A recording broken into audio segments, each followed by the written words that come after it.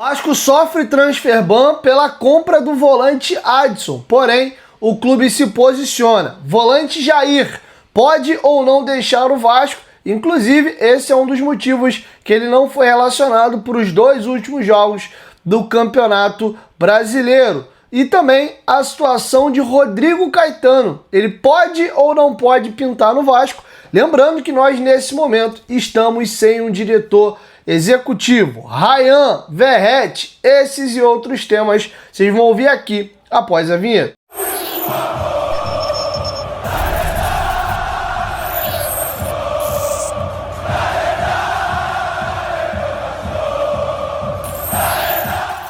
Seja bem-vindo ao canal Futebolaço, eu sou o Dieguinho, tá entrando no ar a nossa segunda edição desta segunda-feira, como sempre com muitas informações para vocês. Like no começo do vídeo que ajuda muito a gente. Se estiver chegando pela primeira vez aqui no canal, dá essa moral, se inscreva, ative o sininho das notificações e siga os nossos perfis oficiais lá no Instagram, beleza? Para poder começar a brincadeira, galera, vamos começar o vídeo aí falando da situação do transfer ban. O Vasco sofreu uma sanção da FIFA e está proibido de inscrever jogadores pelas 3 próximas janelas de transferências, porque o Vasco está em atraso com as parcelas da compra do volante Adson, lembrando que também está em atraso as parcelas do volante Juan Esforza. E o Vasco emitiu uma nota a respeito desse transfer ban que ele sofreu. O Vasco da Gama vem a público para informar que já estão sendo adotadas todas as medidas jurídicas cabíveis, visando a reversão da decisão proferida pela FIFA nesta data, que aplica a penalidade de registração do transfer ban em processo movido pelo Nantes. De acordo com a legislação brasileira aplicável à recuperação judicial, o clube está impedido de realizar o pagamento. Da mesma forma, a jurisprudência dominante do Comitê Disciplinar da FIFA é no sentido de reconhecer a jurisdição das legislações nacionais e não aplicar a referida sanção em casos desta natureza. Ressalta-se, por fim, que em virtude na janela de transferência se encontra fechada, neste momento a referida decisão não produz nenhum efeito adverso ao clube. Então vai estar dizendo aí que a jurisdição brasileira passa por cima dessa questão da FIFA e vai trabalhar para a FIFA mudar essa sua decisão. Eu particularmente acho uma sacanagem, tá? Essa questão toda aí, porque é complexo, né? Quando você abre a RJ, você não pode pagar, de fato. Mas o meu ponto é que, podia ter pago a parcela, né? Deixado em dia aí e abrir a RJ e o que estava para frente você jogar na RJ. Agora, deixar de pagar, atrasar, de somar mais as outras, enfim, eu não curto muito isso não. O jogador foi comprado recente, os caras vão levar um caminhão de anos agora para receber isso aí. Enfim, é só aqui o meu ponto de vista, mas sendo bem sincero, não me agrada muito não. Mas está feito o registro, é muito provável que o Vasco consiga até com uma certa tranquilidade reverter essa situação, porque de fato há uma recuperação judicial em curso que proíbe inclusive o Vasco de realizar esse tipo de pagamento, tá? Então vamos aguardar aí cena dos próximos capítulos, beleza? Sobre Rodrigo Caetano, eu vou trazer para vocês uma aspa do provável novo presidente da CBF, que deve ser eleito aí nos próximos dias, e vou trazer um bastidor aqui também de uma informação que eu tenho. O Samir Chaud, que deve ser o novo presidente da CBF, foi questionado aí, ele assumindo se ele vai trocar cargo, se vai movimentar alguma coisa, e também ele foi questionado sobre a situação do Rodrigo Caetano e do Juan, que nesse momento comandam o departamento de futebol da CBF. Achas para o Samir Chaud seguem, são profissionais muito qualificados, aos quais tem um apreço grande. A ideia não é mexer e nem retirar. A CBF tem excelentes profissionais, só precisam de autonomia e segurança para trabalhar. Agora eu queria trazer para vocês aqui uma informação. O Rodrigo Caetano é sim o nome favorito, ou era, da gestão para ser contratado como novo executivo. Vou voltar no tempo e vou trazer uma informação exclusiva minha aqui. Vocês lembram quando a 777, antes da rusga, antes do atrito, ela tinha a intenção de convidar o Pedrinho para ser o executivo?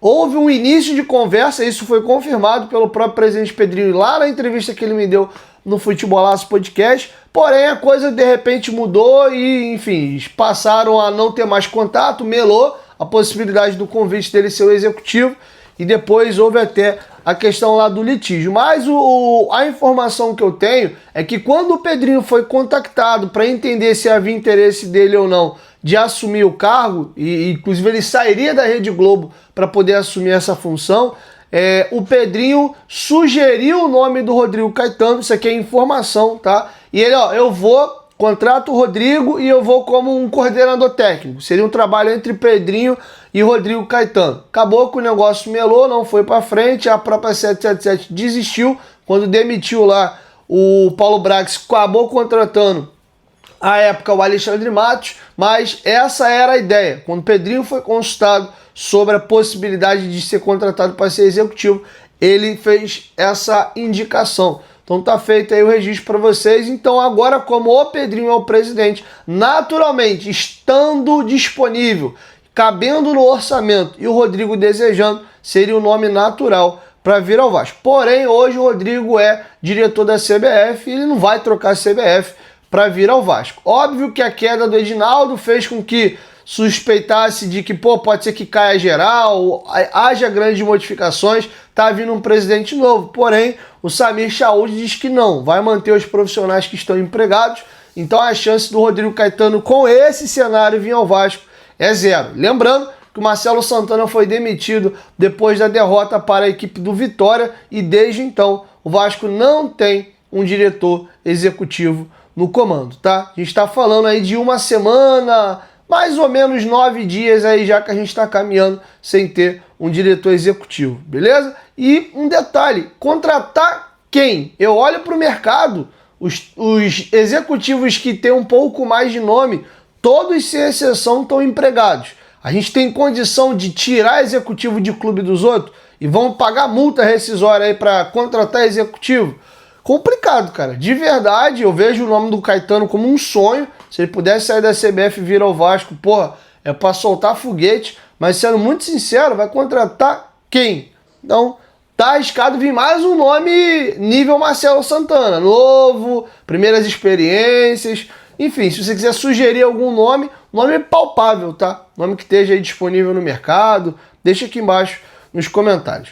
Belezinha? Galera, queria virar a chave agora aqui para a gente debater alguns temas interessantes, tá bom? Antes, queria fazer um pedido de desculpas. Falei com vocês na edição do vídeo anterior e não deixei o presidente Pedrinho reafirmando que o Vasco tem um dos 8 melhores elencos do país e na sequência o Diniz deixando ali um recado pro grupo. Faltou esse trechinho que foi até pro Bastidores da Vasco TV. Eu mencionei até na abertura do vídeo anterior, peço desculpas aqui na edição, faltou. Eu vou deixar com vocês agora esse trechinho. Confere. Sempre com muito carinho e respeito a todos vocês, e não vai ser diferente até o último dia que eu estiver aqui. Eu quero agradecer a todos vocês sempre, mas em especial ao professor Diniz, por ter aceito esse desafio. E muitas vezes as palavras que eu usei, elas são transformadas por causa dos resultados, né? Porque toda vez que eu vou para a entrevista eu falo com o coração, com a alma, eu não uso estratégia, eu não sou malandro, eu não sou esperto, eu vou ali de coração aberto. E quando eu falei lá atrás para vocês, no ano passado, que a gente brigaria pela Libertadores, e nós brigamos, e esse ano, quando eu usei a frase que nós estávamos entre os 8 melhores elencos do Brasil, eu falei confiando em vocês. E eu acho que faltava, com muito respeito a todos que passaram aqui, uma pessoa como o Diniz e a sua comissão, que conseguisse botar isso para fora. A vitória, eu acho que ela é consequência de tudo que vocês merecem, que nós merecemos. É um trabalho de reconstrução da instituição, não só como história. Eu sei que é um trabalho inicial do professor, mas é um trabalho de amor, de entrega, como é o trabalho de todos nós aqui. E agradeço muito a todos vocês, tá? Nós vencemos muita coisa nos treinos. Nós só não ganhamos o placar ficando junto. Lembra pra vocês, teve muita vitória naquela derrota lá do placar. E hoje a vitória não termina aqui. A vitória é uma coisa que continua para terça-feira. Então para terça-feira vamos ser melhor. Vamos lotar isso aqui, vai ficar pequeno, nós vamos jogar no Maracanã. Com a torcida em cima da gente, apoiando vocês. Tá beleza, gente? Parabéns para todo mundo, a entrega do caralho, ó. Toda vez que a gente conseguir ganhar, sempre. Tá beleza, gente? Tá bom. Parabéns para todo mundo. Bom, galera, vamos virar a chave agora e vamos dar uma breve pincelada aqui com vocês a respeito ainda da coletiva do Diniz, que eu queria dividir em 2 blocos aqui, porque tem temas interessantes que eu gostaria de tratar ainda com vocês, tá? O Vasco fez uma bela partida contra a equipe do Fortaleza e o Diniz foi questionado como fazer para manter esse desempenho, se surpreendeu ele o placar, se ele esperava alguma coisa nesse sentido. E um detalhe importante, a parte física. Muito é questionado que a preparação física do Vasco é ruim, o time sempre morre no segundo tempo, e ele foi fazer as primeiras substituições lá para 40 minutos do segundo tempo. Os dois times jogaram com 10, ou seja, os jogadores tiveram que correr mais até no segundo tempo. E aí, onde fica agora aquela narrativa de que o elenco tem problema físico? Então o Diniz foi questionado sobre essa parte física do time e também se não foi algo mental, né? Ele meio que, se ele fez de propósito, esticou os jogadores de mais tempo em campo para provar que dá para jogar, dá para extrair mais. Então o Diniz vai dar uma pincelada sobre esses assuntos. Confere aí. Eu acho que é o compromisso que a gente tem que ter com a gente mesmo. A gente ganhou de 3-0, fez um jogo muito bom diante do adversário que todo mundo sabe que é um adversário extremamente difícil de ser derrotado. E a gente tem que ter compromisso com fazer o nosso melhor. Além das vitórias, fazer o melhor que a gente puder. Acho que hoje a gente esteve perto do nosso melhor e a gente tem coisas para melhorar no jogo. A gente tem, terça-feira, tem outra batalha, outra guerra aqui dentro de casa, que o Operário é um time extremamente bem organizado, um time forte, e a gente tem que procurar fazer o nosso melhor para, como eu disse, alegrar a nossa torcida. Eu esperava, se tivesse empatado, eu esperava tudo. Eu não sou um cara que fica esperando só, eu fico muito conectado com aquilo que a gente treina para apresentar no campo. Contra o Lanús, eu gostei do time, principalmente no primeiro tempo. Podia ter terminado 0-0 o jogo, a gente podia ter vencido de 1-0. E hoje as coisas fluíram. Aqui, jogar em São Januário, os jogadores também têm um acréscimo de confiança, a torcida que veio apoiou do começo ao fim. Isso foi gerando uma energia, gerando confiança. A gente fez o gol cedo também, tanto no primeiro quanto no segundo tempo. Então tem uma série de fatores que agregaram para que a gente performasse do jeito que performou. E na verdade a gente fez 5 gols, hoje pode valer 3. Foi um desempenho muito bom. Assim, o time jogou muito bem. Eu estou feliz, né? Que eu estava esperando que ia ganhar. Eu nunca já joguei contra o Fortaleza um monte de vezes. Ganhei, perdi e nunca tinha ganhado de 3-0. Ganhamos aqui. Esse adversário, e é um adversário que tem uma tendência a jogar cada vez melhor. São 4 anos do Voivoda lá. Um time que, conforme o tempo vai passando, eles vão se reforçando, eles vão tentando melhorar. Então não é um resultado normal ganhar de 3-0, mas também é uma coisa que quando a gente desempenha, como a gente desempenhou, é uma possibilidade. É muito bom falar em momento de vitória, porque vamos supor que a gente tivesse perdido de 3-0, aí ia falar automaticamente, e se tivesse tomado 3 gols no segundo tempo, o mesmo time, que o futebol pode acontecer as coisas. Dessa forma, a análise ia ser que o time estava mal fisicamente, e não fui eu que treinei esse time. Eu cheguei aqui fisicamente, eles tem outras coisas que envolvem o futebol, do aspecto anímico, do motivacional. Eu acho que às vezes no futebol existe a ciência que envolve o futebol, ela é muito importante, mas às vezes ela limita outros aspectos que são mais importantes do que só a capacidade física. Os caras correm, como hoje, tem muita superação nisso, tem muita vontade de estar junto, vontade de ganhar, vontade de superar. Isso gera uma energia que faz com que a capacidade física ela seja aumentada. Então a gente não pode, às vezes a gente comete muita injustiça, às vezes como profissionais. Eu sei que o Daniel Félix, alguém me falou que foi questionado, esse é o time que estava sendo treinado aí. Pode ser que e já tinha corrido bem contra o Lanús também. O Lanús, a gente, na minha opinião, o time caiu abruptamente depois que tomou o gol. Não tinha a ver com a parte física, tinha acabado de voltar para o segundo tempo, tinha 8 minutos de jogo. Então, o futebol, para a gente fazer uma análise mais justa, é difícil fazer.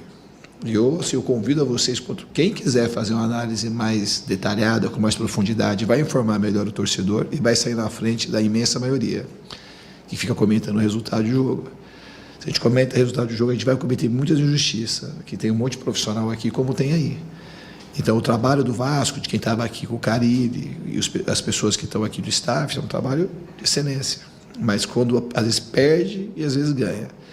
Então, esse é o time que, obviamente, a gente treinou, a gente agregou coisas, mas é um time que, na parte física, é um time que tem condição de suportar. Então, se a gente colocasse, quando perdeu, se a gente fosse colocando que o time fisicamente é um time incapaz, a gente acaba queimando alguns profissionais que pagam uma conta que não é justa. Para fechar, galera, vamos agora individualizar. Quero falar com vocês a respeito de alguns atletas. O Jair Tá na berlinda, tá? São boas as chances do Jair deixar o Vasco nessa janela agora do meio do ano e provavelmente até para um clube brasileiro, caso confirme. O Fernando Diniz foi questionado por que o Jair ficou fora do banco de reservas. Ele faz uma análise aí do que ele projeta sobre o Ryan e a gente fecha sobre o Pablo Verratti. Foi falado muito que o jogo do Verratti não casaria com o Diniz, que o Diniz gosta do 9 um pouco mais móvel, um pouco mais refinado. E o Diniz tem uma resposta muito interessante sobre isso aí. E tem também uma entrevista que o Verratti dá na saída do campo e o repórter da TV Globo, o Tébaro Schmidt, mandou um abração para ele aqui, comete uma inconfidência. Ele diz que o Verratti nessa entrevista disse que o Diniz havia dito para ele que com ele, Diniz, o Verratti faria ainda mais gols. E aí o repórter trouxe essa aspas do Verratti aí, se realmente ele falou isso pro Verratti, essa resposta do Diniz também é interessante, ele vai explicar o porquê que ele tem essa visão. Confere aí. Em relação ao Jair, o Jair já fez 6 partidas, né? E ele é um jogador que eu gosto, isso não quer dizer que ele vai sair daqui. Eu já tentei levar, quando o Jair veio pro Vasco, eu tinha indicado ele pro Fluminense. Nós temos muitos jogadores na posição.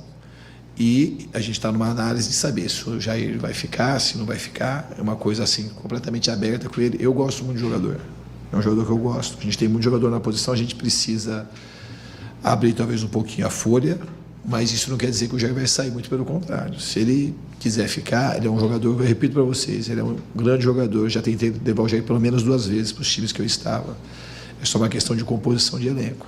Esse foi o motivo. Em relação ao Ryan, eu estou conhecendo o Ryan agora de perto. Para mim, ele tem um potencial gigantesco. E eu acho que hoje, ele também já começou, desde o jogo de quarto, um pouco mais hoje ele começou, acho que mostrar um pouco mais aquilo que ele pode ser. Ele jogou praticamente o jogo todo. Ele é um jogador que tem um potencial imenso. E na minha cabeça ele vai se tornar, ele tem um futuro brilhante pela frente. O que eu penso do Ryan. Tem muita coisa para sair daí ainda. Pô, o Verratti não ia encaixar comigo porque o cara que faz gol, pô, cara, camisa 9, argentino, já sabe como é que é, né? Conexão comigo é uma instantânea. O cara faz a coisa mais difícil do futebol, que é fazer gol, cara. E além de tudo é um homem, assim, um líder impressionante, vestiário, o cara tem 30 e alto anos, acho que 37, 38. O cara corre, o cara marca, o cara lidera. É um exemplo aí para todo mundo. Então, assim, jogar comigo, essas características que eu estou te falando, são muito mais importantes do que, obviamente, uma coisa do cara ter um pouquinho mais de refino técnico ou não. Ele tem as coisas mais importantes para jogar comigo. Tem valentia, tem coragem, tem liderança, tem personalidade e faz gol, muito gol. Então, quase que um pacote completo. O que eu acredito muito nisso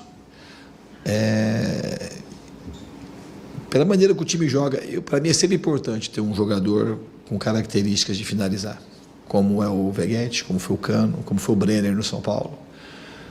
Porque esse jogador, a gente acaba criando muito, a gente consegue jogar de uma maneira que a gente consegue distrair o adversário e ter um jogador, a gente potencializa muito a bola atravessando na área toda hora.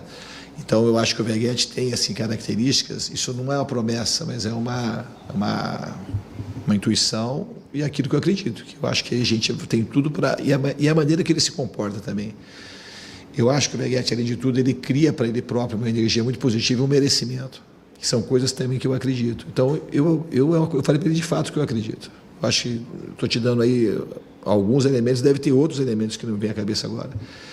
Eu acho que a gente já começou de uma maneira... E mesmo quando ele não fizer gol, ele é um cara que contribui muito para que a equipe consiga sair de campo com a vitória. Bom, galera, uma breve pincelada aqui sobre o Jair. Gosto, acho bom jogador, sendo que o Jair tem um dos 5 maiores salários do elenco do Vasco. Só recebem mais que o Jair no Vasco. Coutinho, Payet, Léo Jardim e o João Vitor, tá? Esses são aí os 4 jogadores que recebem mais do que o nosso. Corrigindo, Verratti, Coutinho, Payet e João Vitor. Só esses 4 jogadores ganham mais do que o Jair. Então o Vasco está pesando isso, de abrir espaço na folha com a saída dele para trazer um jogador que seja mais importante, que seja um titular, porque alguém que tem um dos 5 maiores elencos, um dos 5 maiores salários do elenco, o Vasco tem que ser um titular, ou no mínimo uma peça assim imprescindível, coisa que hoje o Jair não é. O próprio Diniz faz questão de dizer que gosta dele, conta com ele, e eu senti que ele meio que jogou uma letra, né? No tipo assim, pô, Jair, se tu reduzir o salário, cara, eu conto contigo. Mas com esse salário aí não vai rolar não.